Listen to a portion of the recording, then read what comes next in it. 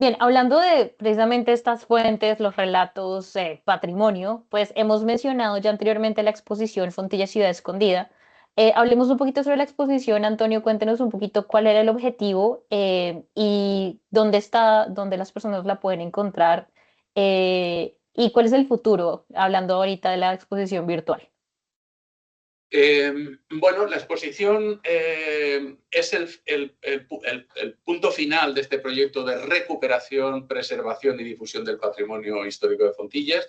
Por lo tanto, el objetivo de la exposición era mostrar ese patrimonio. Este era el Bien. objetivo principal.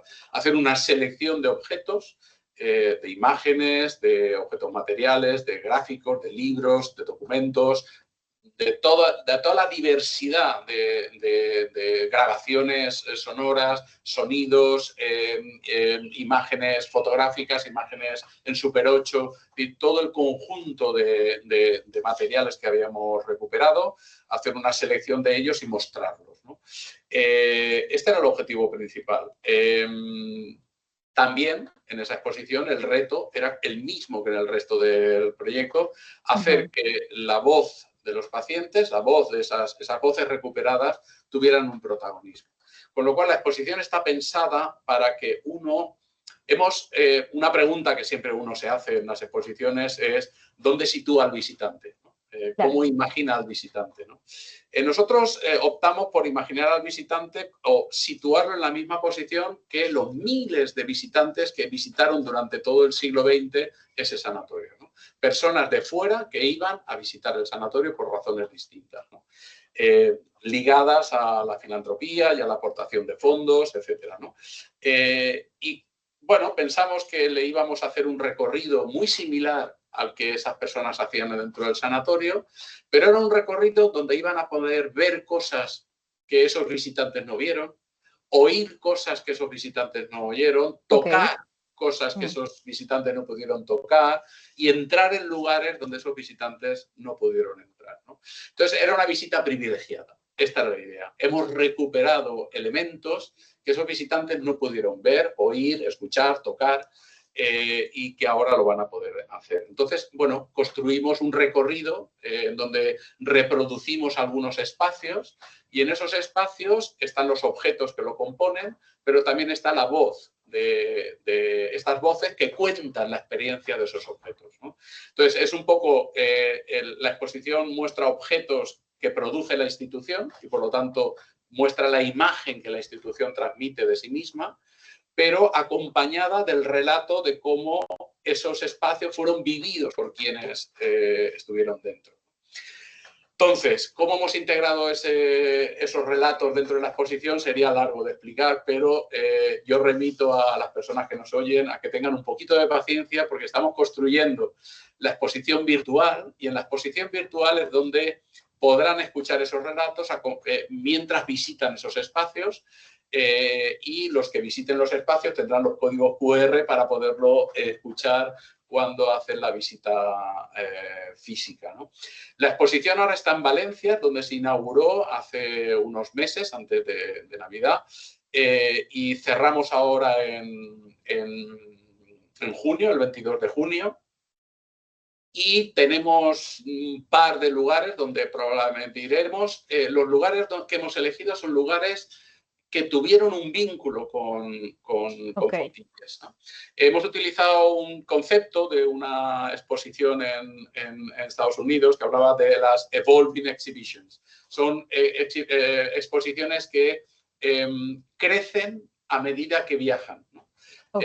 Y se alimentan de los lugares que visitan, ¿no? Entonces, hemos elegido lugares que han tenido un vínculo con Fontilles, bien porque vinieron enfermos de allí, bien porque fueron importantes en el sostenimiento de la institución, o bien porque hubo grupos importantes de apoyo, en fin, por diferentes razones, ¿no? Y en cada lugar reconstruimos ese vínculo y la exposición se nutre de ellos, ¿no? Entonces tenemos en la cartera lugares como Alcoy, que es una ciudad industrial cerca de Alicante que fue muy importante en el sanatorio, Gandía, que es un lugar donde la Junta de Patronos se reunió durante mucho tiempo y fue una ciudad desde la que se gobernó a distancia el sanatorio, Barcelona, que es un lugar, ya tenemos cerrada más o menos una itinerancia en el Hospital de Sant Pau y la Santa Creu, que nos hace muchísima ilusión, porque es un lugar precioso, con un espacio expositivo muy interesante, y también tiene un vínculo porque hubo un trasiego de personas que vinieron del sanatorio de Barcelona a Fontilles, y hay una historia compartida. En fin, buscamos esos lugares en donde cada uno en la exposición creará una sección nueva donde cuenta ese vínculo, y todo eso va alimentando la exposición, ¿no?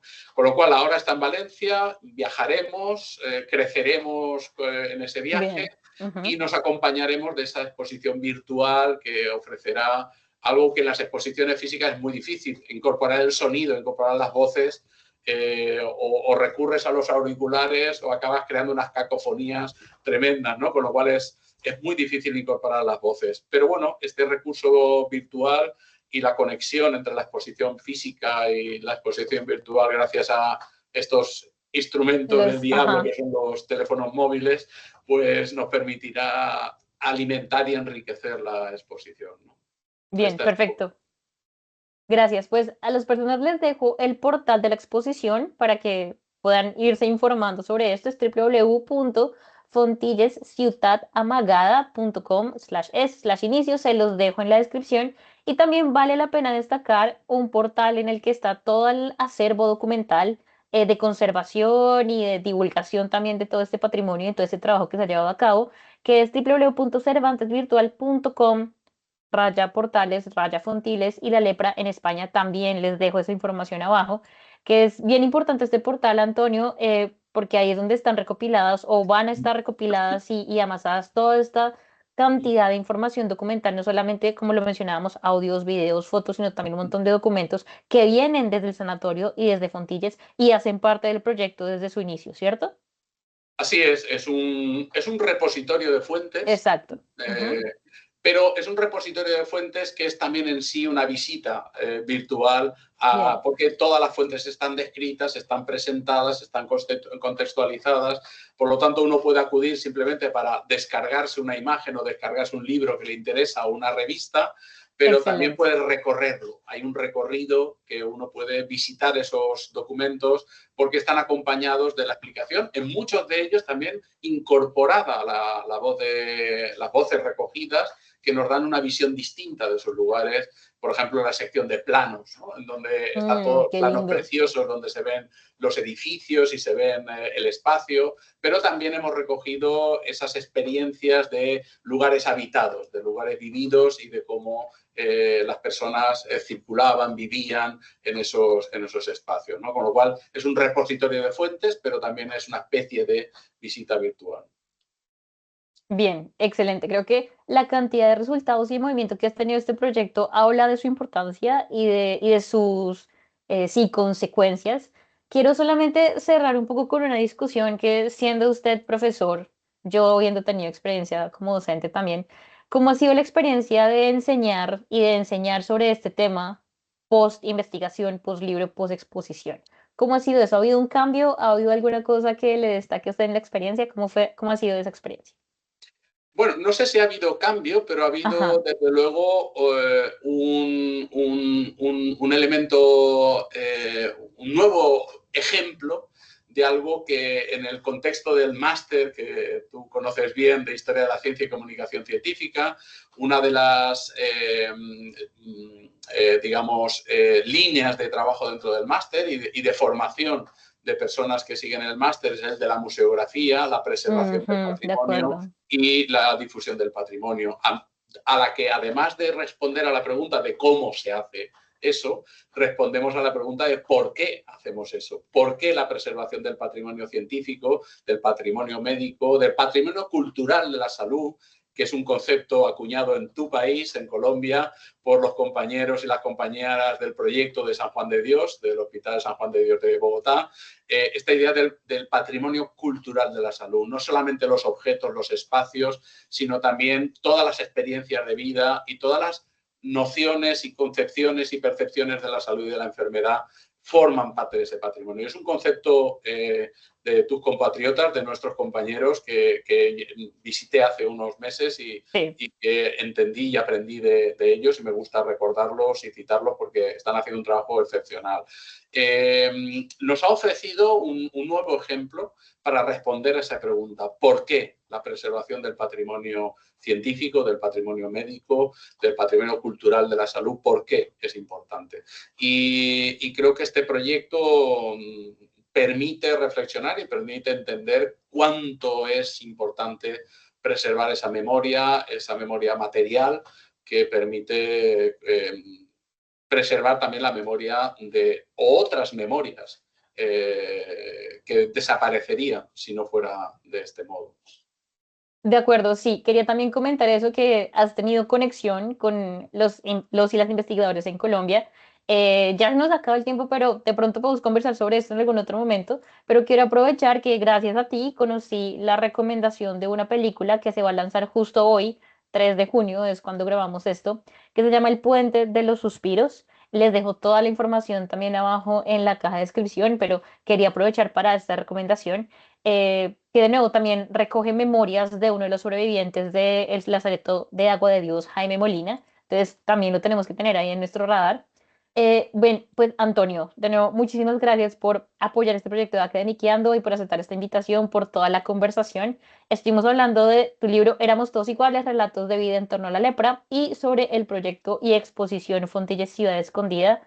Entonces, pues de nuevo, muchísimas gracias. No sé si nos quieras dejar alguna información de contacto para quien quiera contactarte a ti o a la exposición o al trabajo.